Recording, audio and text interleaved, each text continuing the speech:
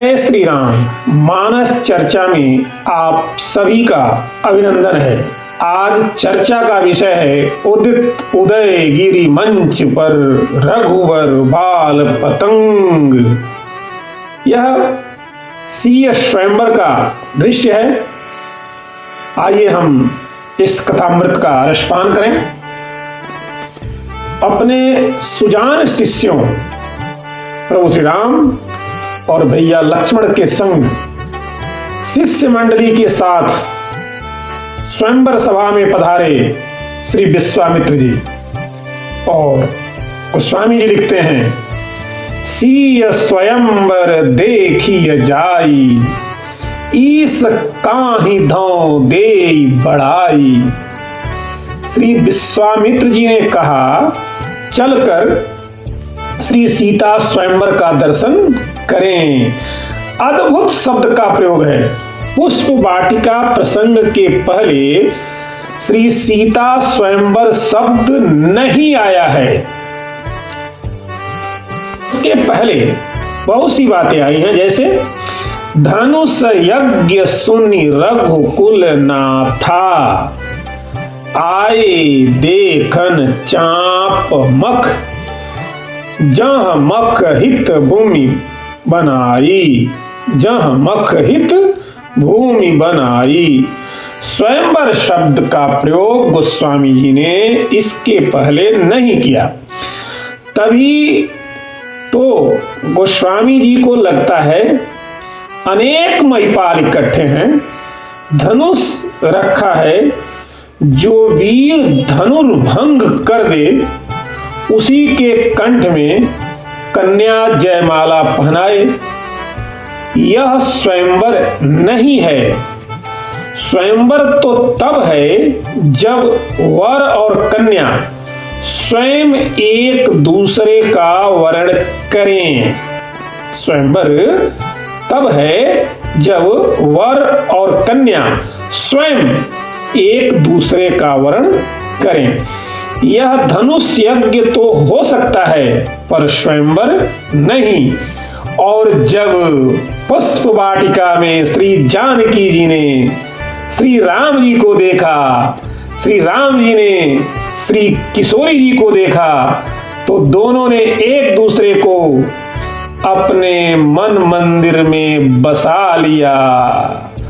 परस्पर दो चकोर दो चंदा। जब यह स्वयं वर्ण हो गया, तब बाबा गोस्वामी तुलसीदास जी महाराज लिखते हैं कि अब यह धनुष यज्ञ नहीं रहा। क्या रहा भैया? अब तो शीय स्वयंवर देखिय जाई, ईस काहि धौ देई बढ़ाई। अब यह स्वयंवर है, ईस काहि धौ देई बढ़ाई। देखो भगवान किसे बढ़ाई देते हैं। पर आप प्रायः एक बात सुनते हैं, श्री लक्ष्मण जी हमेशा जागृत रहते हैं, वे निद्रा नहीं लेते। यह तो उनकी महिमा है। इतने सक्षम हैं कि बिना निद्रा के भी रह लेते हैं। पर जागृत रहने का एक और अर्थ है। जागृत का एक अर्थ और है। बहुत से लोग जो हैं संसार में, बहुत से लोग जाग कर भी सोए रहते हैं। उनसे पूछो कि अभी कोई यहां से निकल गया होगा, हमें पता ही नहीं, हमने ध्यान ही नहीं दिया। पर श्री लक्ष्मण जी जागृत हैं, मतलब जागरूक हैं। जागरूक हैं, इसका प्रमाण क्या है? गुरुदेव ने तो कह दिया, किसी ने ध्यान नहीं दिया इस बात पर। गुरु जी ने तो कह दिया कि देखें विधाता बढ़ाई देता है, ईस काहि धौ देई बढ़ाई। पर लक्ष्मण जी जागृत हैं। श्री लक्ष्मण जी को लगा कि कल तो गुरुदेव कह रहे थे, सफल मनोरथ होई तुम्हारे। गुरु जी कह रहे थे, राम तुम्हारा मनोरथ सफल हो, लक्ष्मण तुम्हारा मनोरथ सुफल हो, सुफल मनोरथ हो ही तुम्हारे। राम लखन सुनि भय सुखारे। और आज कह रहे हैं ईस काहि थो देय बड़ाई। देखो विधाता किसे बड़ाई देता है, यह तो दो तरह की बात हो गई कि किसे यश मिलता है। और कल कह रहे थे कि राम तुम्हारा मनोरथ सुफल हो। यह अंतर लक्ष्मण जी सरीखे जागृत कुमार ही समझ सकते हैं, सुजान शिष्य हैं। लक्ष्मण जी ने कहा गुरुदेव हम एक निवेदन करें। गुरुदेव बोले बोलो। उनको पता है गुरुदेव को कि नहीं कहेंगे तो भी लक्ष्मण जी बोलेंगे जरूर, इसलिए पहले ही कह दिए बोलो। लखन जी कहते हैं लखन कहा जस भाजन सोई। लखन कहा जस भाजन सोई।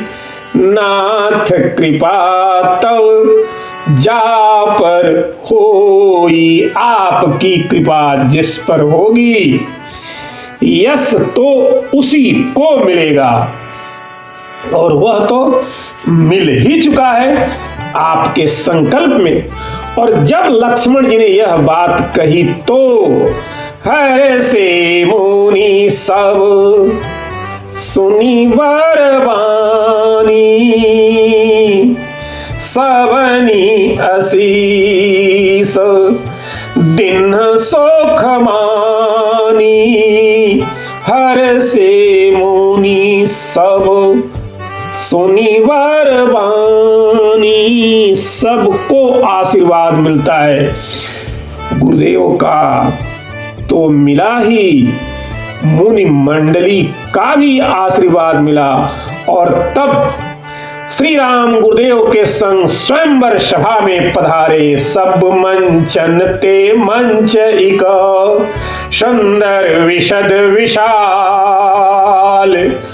मुनि समेत दो बंधु तहाँ बैठा रे महिपाल। सब मंचन ते मंच इक सुंदर विशद विशाल। मुनि समेत दो बंधु तहाँ बैठा रे महिपाल। गुरुदेव के संग श्री राम लक्ष्मण एक उच्च आसन पर आसीन हैं। अब सभी अपनी अपनी भावना के अनुसार दर्शन कर रहे हैं। देखें रूप महर धीरा मनहु वीर रस धर शरीरा। बलवान वीरों ने जब श्री राम को देखा तो उन्हें लगा कि जैसे स्वयंवर सभा में वीर रस साक्षात शरीर धारण करके विराजमान हो गया है। भक्तों को लगा हमारे इष्ट देव पधारे हैं। महाराज विदेही और माता सुनैना को लगा जैसे नन्हे शिशु हमारी गोद में आकर बैठ गए हों। सहित विदेह बिलोकहि रानी। शिशु सम प्रीति न जाई बखानी। सहित विदेह बिलोकहि रानी। शिशु सम प्रीति न जाई बखानी। जो विचारवान थे, विद्वत जन थे, वे विराट रूप का दर्शन कर रहे हैं। भगवान के योगियों में परम तत्व के रूप में देखा। जितने वहां योगी लोग थे उन योगियों ने भगवान को परम तत्व के रूप में देखा। मिथिला की देवियों को लगा कि जन सोहत सिंगार धरी मूर्ति परम अनूप। जैसे रसराज श्रृंगार ही इस रूप में पैदा हो गए हों।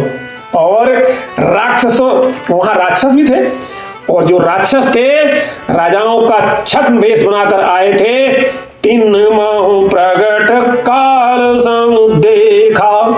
उनको लगा कि भगवान राम ही नहीं साक्षात काल विराजमान है। काल रूप तिन कह मैं भ्राता। शुभ और अशुभ कर्म फल दाता। यह विधि रहा जहाँ ही जस भाऊ, ते ही जस देखे कौशल राव।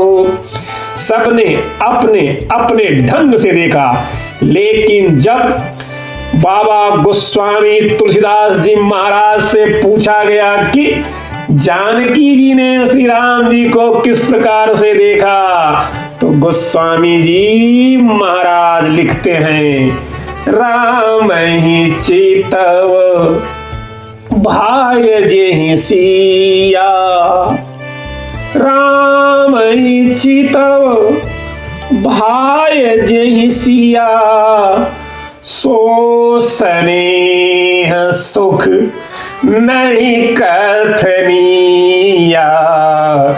वह स्नेह वह सुख कहा नहीं जा सकता है, उर अनुभवतन कह सक सो, उर अनुभवतन कह सक सो, कौन प्रकार कह कवि को। ऐसा लगता है प्रिय पाहुने के प्रति प्रीति बधो, प्रगटी नहीं घूंघट में ही रही। प्रिय पाहुने के प्रति प्रीति बधो, प्रगटी नहीं घूंघट में ही रही। अनुराग उमंग तरंगिनी भी तट से न बढ़ी, तट में ही रही। अनुराग उमंग तरंगिनी भी तट से न बढ़ी, तट में ही रही। दुख की घटा बिंदु नहीं, बरसी दृग संपुट के पट में ही रही। घटिका में घटी इतनी घटना, घटिका में घटी इतनी घटना, फिर भी घट की घट में ही रही। घटिका में घटी इतनी घटना, फिर भी घट की घट में ही रही। उर अनुभवतन कह सक सो, कवन प्रकार कहे कवि को। और प्रभु श्री राम के बारे में गोस्वामी जी कह देते हैं, उदित उदय गिरि मंच पर, रघुबर बाल पतंग, बिकसे संत सरोज सब, हर्षे लोचन भृंग। जय श्री राम, जय हनुमान।